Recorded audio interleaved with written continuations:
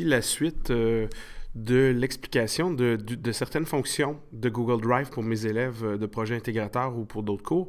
Euh, Dans cette suite-ci, donc la seconde partie de mes explications, je vais vous montrer des possibilités de collaborer sur un même document, des possibilités collaboratives. Ce que ça veut dire, c'est qu'on peut être plus d'une personne à travailler sur un document simultanément ou, même si ce n'est pas en même temps, on peut être plus d'une personne à travailler sur le même document sans avoir à s'envoyer une pièce jointe sur une clé USB, tout ça.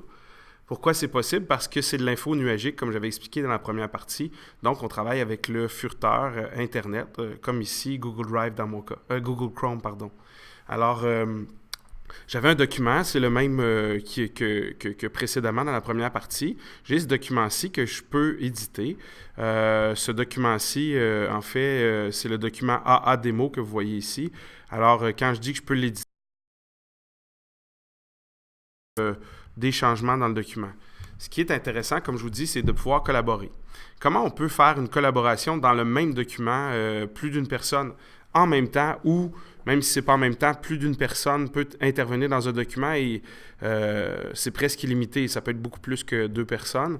Il faut d'abord aller sur l'onglet Google Drive et repérer le nom du fichier que vous avez créé, faire un clic droit.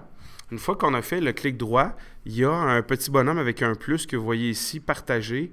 Alors, je vais aller chercher dans l'option, la fenêtre qui apparaît partager et je vais avoir différentes options. Une des options serait d'envoyer à des gens qui ont déjà un compte Gmail des adresses de courriel dans cette fenêtre-ci. Si par contre, vous avez des amis qui n'ont pas de courriel Google, de compte Google ou un Gmail qui ne sont pas associés au service de Google, il n'y a pas de problème, il y a moyen de faire la collaboration quand même. Alors, pour ce qui est d'avoir d'autres collaborateurs avec un courriel, c'est tout simplement de l'écrire ici, comme j'ai dit. Sinon, c'est la fenêtre du haut où ma souris se trouve présentement. Alors, on peut venir appuyer sur obtenir le lien de partage. Moi, je l'avais fait précédemment et c'est cette adresse-ci qui va permettre aux gens qui s'y connectent de travailler dans le même document. Et même, on n'a pas besoin d'aller sélectionner et faire copier-coller puisqu'il y a déjà un bouton pour faire copier. Par contre, avant de le faire, je vais vous montrer qu'il y a différentes options. On pourrait faire d'options de modifiables, tout utilisateur qui a le lien de l'adresse Internet. On pourrait le faire seulement visible, donc en mode lecture. On peut aller voir un mode plus aussi. Ça pourrait donc seulement être lecture. Ça peut être des commentaires sur le document ou modification. Lecture, ça veut dire que la personne ne pourra pas modifier le document. Commentaire, ça veut dire qu'elle peut y apporter des commentaires. Tandis que modification, ça veut dire qu'elle peut intervenir directement dans le document. Je ne vous montrerai pas les deux autres options, c'est assez facile de le découvrir par soi-même. Mais pour ce qui est de la modification complète, c'est comme ça qu'on va fonctionner. Alors, ici, c'était déjà choisi de cette manière-là. Donc, la seule chose qu'on a à faire, si je récapitule, c'est de faire un clic droit, option de partager, partager, obtenir le lien de partage, et le lien est actuellement copié, ou appuyer sur ce bouton-ci, copier, et ensuite, la possibilité d'éditer va exister.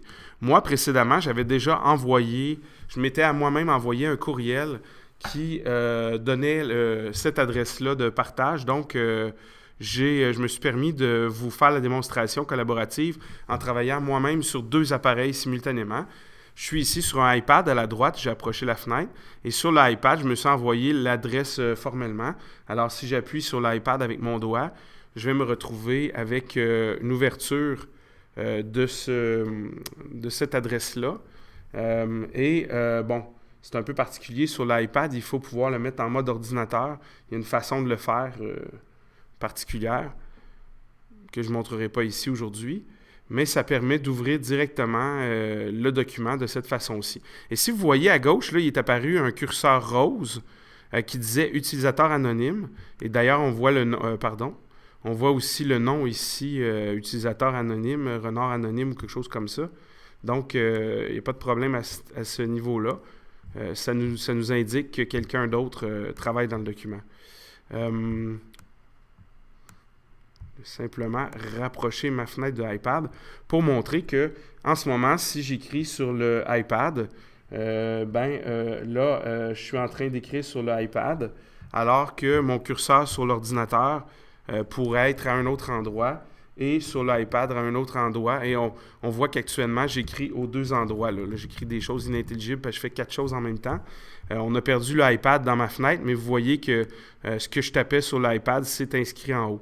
Alors, ce que ça permet de faire, c'est, si vous faites un travail ensemble, différentes personnes, il serait possible de se dire page de Daniel, mettre plus d'une page, ou section de Daniel, et puis mettons section de Mathieu, et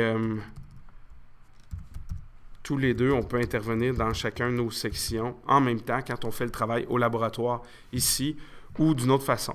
Alors, une fois que ça c'est fait, comme d'habitude, on n'a pas besoin nécessairement d'aller sauvegarder le document. On a simplement à fermer et toutes les modifications qui ont été faites sur tous les appareils vont s'y être retrouvées. D'ailleurs, si j'ouvre, vous allez voir que je vais retrouver le document exactement comme il était à ma dernière modification.